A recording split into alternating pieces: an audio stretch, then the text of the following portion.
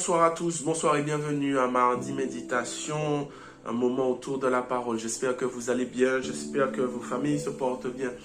Alors c'est le début de l'année, je souhaite une bonne année à tout le monde, les meilleurs vœux en Jésus-Christ. Alors pourquoi je le fais? Parce que peut-être que certains regardent uniquement Mardi Méditation, mais en tout cas, soyez bénis et puis sachez aussi que le dimanche nous sommes en direct. Je vous bénis dans le nom de Jésus. Ce soir, notre passage se trouve dans le psaume 32. Et on va le lire en entier, le psaume 32, psaume de David. Je lis. Heureux celui à qui la transgression est remise, à qui le péché est pardonné. Heureux l'homme à qui l'Éternel n'impute pas d'iniquité et dans l'esprit duquel il n'y a point de faute. Tant que je me suis tu, mes os se consumaient, je gémissais toute la journée. Car nuit et jour, ta main s'appesantissait sur moi. Ma vigueur n'était plus que sécheresse, comme celle de l'été. Je t'ai fait connaître mon péché, je n'ai pas caché mon iniquité. J'ai dit, j'avouerai mes transgressions à l'Éternel, et tu as effacé la peine de mon péché. Qu'ainsi, tout homme pieux te prie au temps convenable. Si de grandes eaux débordent, elles ne l'atteindront nullement.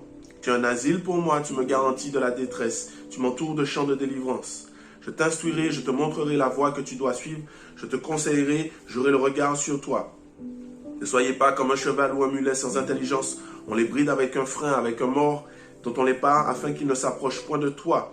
Beaucoup de douleurs sont dans la part du méchant, mais celui qui se confie en l'Éternel est environné de sa grâce juste. Réjouissez-vous en l'Éternel, soyez dans l'allégresse, poussez des cris de joie, vous tous qui êtes droits de cœur.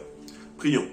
Père éternel, ce soir, assiste-nous par ta présence, par ton Saint-Esprit, dirige-nous, dirige-moi et retire ce qui ne te glorifie pas. Dans le nom de Jésus-Christ. Amen. Le titre de la méditation ce soir, c'est « Au temps convenable ». Au temps convenable. En effet, c'est le verset 6 qui m'a interpellé. Je le reprends. « Qu'ainsi tout homme pieux te prie au temps convenable. Si de grandes eaux débordent, elles ne l'atteindront nullement. » C'est un psaume assez connu de David. On n'a pas véritablement son origine, son contexte, mais souvent on l'associe au psaume 51. Le psaume 51, on sait que c'est un psaume de repentance, après que David ait commis l'adultère et le meurtre, mais le psaume 51, on l'associe toujours au psaume 32. Certains disent que c'est dans la même foulée que David a écrit ce psaume 32. Mais les deux parlent de repentance, les deux parlent de péché, de confesser, d'avouer son péché. Ce psaume 32 est aussi connu parce que nous, les serviteurs, on l'utilise pour lorsque nous avons des entretiens, lorsque nous avons des cures d'âme, lorsque certaines personnes doivent parler et qu'elles ont du mal à s'exprimer. Le verset nous dit aussi, tant que je me suis tu, mes os se consumaient. C'est-à-dire, tant que je ne confesse pas le péché, je suis en train de mourir à petit feu, peut-être même sans le savoir. Donc c'est un psaume très connu. Mais c'est le verset 6 qui m'a interpellé pour ce soir. Au temps convenable. Ça m'a fait penser à la migraine. Savez-vous ce qu'est une migraine? Avez-vous déjà eu une migraine? Alors moi, je souffre de migraine. On va plutôt dire, on va plutôt rectifier. Je lutte avec des migraines, on va dire ça comme ça, parce que Dieu m'a fait grâce, Dieu m'a béni. Et puis, je me suis documenté sur les migraines et c'est surtout lorsque mon ami, Pasteur Ryan, est venu, il me disait que lui aussi, il a des luttes avec les migraines de temps en temps. Et il me disait qu'il a remarqué que certains aliments provoquaient automatiquement des migraines. Alors j'en ai parlé au docteur et effectivement j'ai appris des choses. J'ai appris qu'effectivement il y a certains aliments, il y a certaines choses qui vont provoquer des migraines. Il y a par exemple, alors c'est de manière générale, c'est pas tout le monde, mais ceux qui sont migraineux, ça peut être le fromage, ça peut être le chocolat, ça peut être l'alcool, précisément le vin blanc. Il y a aussi le café, il y a aussi les changements climatiques et puis bien sûr il y a le stress et la fatigue. Donc, ce sont des choses qui peuvent provoquer des migraines. Donc, aujourd'hui, je peux prévenir des migraines me concernant. Je sais que, par exemple, le chocolat, ça ne me va pas. Je sais que l'alcool, je n'en bois pas. Et si j'ai une semaine trop lourde, je sais qu'il faut que je fasse attention parce que ça pourra déboucher sur une migraine. Mais le verset m'a fait penser aux migraines parce que avec le médecin, on a essayé, bien sûr, des médicaments et c'est des médicaments qui sont assez forts. Le médecin me disait que d'ailleurs, il n'y a pas de médicament spécifique pour les migraines. C'est chaque chaque malade, chaque patient, on regarde comment on s'adapte. Mais ce sont des médicaments forts. Donc on a essayé pas mal de choses. Et pourquoi ce verset me fait penser aux migraines? Parce que le docteur me disait qu'il faut prendre le médicament au bon moment. C'est-à-dire ni avant ni après. Il faut prendre le médicament au temps convenable, si je peux dire ça. Et c'est vrai, c'est des médicaments qui sont forts. Si tu prends le médicament trop tôt, tu seras un petit peu déchiré, un petit peu pété. Alors, pour pouvoir expliquer ça aux personnes âgées, tu seras un peu euphorique, tu seras un peu doux, tu seras un peu léger. Donc ça, c'est si tu le prends trop tôt. Et si tu le prends trop tard, eh ben ça d'ailleurs, même pour le simple mal de tête, Evural, Gondoliprane ou j'en passe, si tu prends le médicament trop tard, ça n'aura pas d'effet. Des fois, les personnes attendent, non, j'attends avant de prendre le médicament. Si tu ne prends pas au temps convenable, ça n'aura pas d'effet. Donc ce verset m'a fait penser, au verset aux migraines, parce qu'il est question de temps convenable. David dit au verset 6 qu'ainsi tout homme pieux te prie au temps convenable. Ça m'a fait penser aux migraines parce que ça laisse croire que il faut prier au bon moment pour que des mauvaises choses ne nous arrivent pas. Et je me disais dans le fond oui, mais en même temps je me disais non. Dans le fond, dans la réalité, nous ne devons pas attendre un moment propice pour prier. Nous devons le faire régulièrement justement pour être prêts si quelque chose arrive. En fait, ici dans la version seconde, je ne vais pas dire qu'on a une mauvaise traduction, mais on a une traduction légère, une faiblesse de traduction. En lisant ce verset, en le comprenant comme la migraine, c'est-à-dire le prendre au temps convenable, on a l'impression qu'il faut un moment propice pour prier. On a l'impression qu'il faut que ça soit le bon timing pour prier pour que les choses n'arrivent pas. Mais David est en train de dire totalement le contraire. Ici, on a un homme qui est en pleine repentance. Il est un homme qui est passé par une crise de péché, un homme qui a commis le péché, un homme qui passe par un temps inconvenable. Mais justement, c'est dans ce temps inconvenable, parce qu'il a demandé pardon, parce qu'il a confessé son péché, Dieu déverse toute sa grâce sur lui et il nous dit justement combien il se sent bien, combien il est heureux parce que Dieu l'a pardonné. En fait, on peut mal comprendre ce verset lorsqu'il est question de temps convenable. En disant ça, on a l'impression que je prie avant que des choses ne m'arrivent, je prie avant qu'un malheur ne m'arrive. Mais David, qui est passé par le péché, David qui était dans une situation de péché, David qui était dans un mauvais temps, qui était dans un temps inconvenable, va prier Dieu, va appeler Dieu et boudoum, Dieu envoie sa grâce. Je vais te choquer peut-être ce soir. C'est justement dans les temps inconvenables qu'il faut prier. C'est justement dans les crises de péché qu'il faut prier. C'est justement quand on a tort qu'il faut prier. C'est justement quand on a échoué, quand on a tout détruit, quand on a mess up, comme on dit en anglais, quand on a tout gâché. C'est justement quand on a tout renversé, tout mal fait, quand on est au fond du puits, au fond du trou. C'est justement dans ces moments-là, dans des temps inconvenables. C'est là qu'il faut prier et c'est là qu'il faut demander pardon.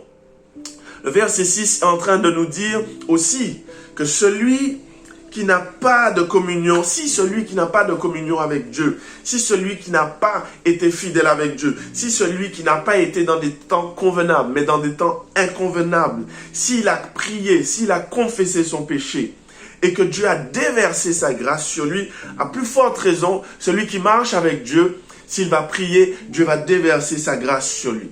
Dieu révèle ici, une fois de plus, son amour, sa compassion envers les hommes, envers les pécheurs. Une grâce imméritée pour le pécheur dès lors qu'il se repent. Il n'y a pas de temps convenable pour demander pardon. Il n'est jamais trop tard pour demander pardon. Je ne suis pas en train de te dire de pécher tout ton ventre, tout ton boudin, comme on pourrait dire si on mélange créole français, et au dernier moment de demander pardon. Premièrement, tu ne sais pas quand est-ce que viendra le dernier moment, mais je suis en train de te dire que dès lors que tu demandes pardon, dès lors que tu confesses ton péché, Dieu stoppe l'hémorragie et il déverse toute sa grâce. Il stoppe l'hémorragie et il déverse toute sa grâce. Alors attention, quand je dis il stoppe l'hémorragie, c'est important. frère, tu as péché, ma soeur, tu as péché. Donc il y aura des conséquences. Mais dès lors que tu as demandé pardon, Dieu stoppe l'hémorragie. Il déverse sa grâce sur toi. Un peu plus bas, il va dire, tu m'entoures de champs de délivrance. Si les eaux débordent, elles ne vont pas me noyer, elles ne vont pas m'atteindre. Cela veut dire que dès lors que tu demandes pardon, oui, il y a une dose de conséquences. Oui, il y aura quand même des conséquences. Mais Dieu va mettre une limite à tout ça. Dieu ne va pas permettre, à la base, ça aurait dû être plus grave que ça. Mais Dieu va mettre un frein. Dieu va stopper ça. Il va interdire aux problèmes d'aller plus loin. Il va interdire aux soucis d'aller plus loin. Il va interdire aux tracas d'aller plus loin. Il va déverser sa grâce sur toi.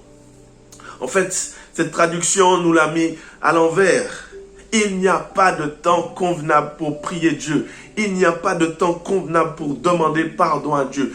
Dès lors que tu peux le faire, fais-le. Dès lors que tu as l'occasion de le faire, fais-le. Et il va t'entourer, boudoum, de chants de délivrance. Il va mettre une limite aux conséquences des problèmes. Alléluia. Mais j'aime le réalisme de David. Au verset 10, il dit... beaucoup de douleurs sont de la part du méchant, mais celui qui se confie en l'Éternel est environné de sa grâce. David rappelle que dans la vie chrétienne, dans le cheminement chrétien, on aura des coups, on aura des épreuves, on aura des difficultés. Mais l'Éternel sait mettre une hémorragie. Il sait stopper ça. Il sait mettre une limite à tout ça. Il nous environne de sa grâce. Il fixe des limites à tout ça. Sachez-le. Si en ce moment, vous vivez un problème, un souci, un tracas, une difficulté, sachez que Dieu a déjà fixé une limite. Une limite. Le diable ne peut pas dépasser cette limite. L'épreuve ne peut pas dépasser cette limite. Personne ne peut aller au-delà de la limite que Dieu a fixée. Dès la création, Dieu a mis des limites à toutes choses. Et aujourd'hui encore, il met des limites aux attaques de l'ennemi. Il met des limites aux attaques sur ta santé, des limites aux attaques sur ta famille, des limites aux attaques sur ton travail, des limites aux attaques sur ce que tu possèdes, des limites aux attaques sur ce que tu es. Dieu fixe les limites et réjouis-toi pour soi. Ce soir, je voulais juste te rappeler ce psaume pour te dire qu'il n'y a pas de temps convenable, mais il y a des temps inconvenables. Même les temps inconvenables sont convenables pour prier Dieu. Même les temps inconvenables sont convenables pour lui demander pardon. Avec ce psaume, avec ce verset, Dieu veut nous dire, si tu veux revenir, reviens. Et je vais te bénir. Si tu veux revenir, reviens et je vais te protéger. Si tu veux revenir, reviens et je vais te pardonner. Je vais te déverser toute ma grâce sur toi. Je vais t'entourer de chants de délivrance. Prie-moi tout le temps et je vais te bénir. Cherche-moi tout le temps et je vais te bénir. Pas besoin de temps convenable. Fais-le tout le temps. Ce soir, c'est l'occasion de le prier. Ce soir, c'est l'occasion de revenir à lui. Ce soir, c'est l'occasion de lui demander pardon. Peut-être que depuis l'année dernière, tu as fait des choses. Peut-être que depuis le début de l'année, tu as fait certaines choses. Peut-être qu'aujourd'hui même, tu as fait des choses. Mais c'est l'occasion, c'est les temps convenables pour prier Dieu et lui demander pardon. Et tu verras, il va fixer une limite aux soucis, aux problèmes, aux difficultés, aux conséquences. Dieu va te donner le bien-être qu'il a donné à David. David a dit, heureux l'homme à qui la transgression est remise, à qui le péché est pardonné. Prions. Père éternel, Dieu Tout-Puissant, Dieu trois fois saint, en ce début d'année, nous profitons encore une fois pour faire un bilan et te demander pardon. Pardon, Seigneur. Nous sommes peut-être dans des temps inconvenables, dans une situation de péché, dans une situation difficile, compliquée. Mais c'est le moment pour te prier. C'est le moment pour te demander pardon. Nous te demandons pardon. Pardon pour nos péchés, pardon pour nos fautes, pardon pour nos manquements, pardon pour notre négligence, pardon pour notre rébellion, pardon pour notre désobéissance. Nous te demandons pardon. Ce matin, ce soir, déverse ta grâce comme tu l'as déversée sur David quand il a compris qu'il fallait te confesser son péché. Déverse ce moment, en ce moment même, Seigneur, sur celui qui te demande pardon. et accorde-lui ta grâce. Accorde-lui ta grâce en abondance. Environne-le de chants de délivrance. Environne-le de ta grâce, Seigneur, afin qu'il puisse avancer et grandir avec toi. Je bénis ton nom parce que il n'y a pas de temps convenable, mais il y a tout temps, tout moment. D'ailleurs, tu l'as dit à cette femme adultère, viendra le moment où ceux qui t'adorent, t'adorent en esprit et en vérité. Il n'y a pas de lieu, il n'y a pas de moment. À n'importe quel moment, nous te demandons pardon. À n'importe quel moment, nous t'adorons. Ce soir, nous le faisons. Ce soir, prends plaisir. Ce soir, descends. Ce soir, bénis quelqu'un, Seigneur, parce qu'il te demande pardon. Je bénis ton nom. Je te loue, Père. Je t'adore parce que tu nous bénis et tu nous donnes la grâce que tu as donnée à David. Sois glorifié, sois exalté au nom de Jésus-Christ. Amen. Ce soir, la grâce de Dieu est sur toi. Et si tu n'as pas encore fait la paix avec Dieu, si tu n'as pas encore demandé pardon pour qu'il puisse rentrer dans ta vie, juste après, il y a une prière de repentance, une prière de conversion. Fais-la sincèrement et dès lors, tu deviendras un enfant de Dieu. Et dès lors, rapproche-toi au Père d'une église. Si tu n'as pas d'église, on va se faire une joie de t'accueillir dans notre église, Église Nazaréen du Monde Vanté. Sois béni, sois béni, mon frère. Et passe une excellente année encore en Jésus-Christ. Je vous aime et je vous dis à très bientôt. Allez, bye.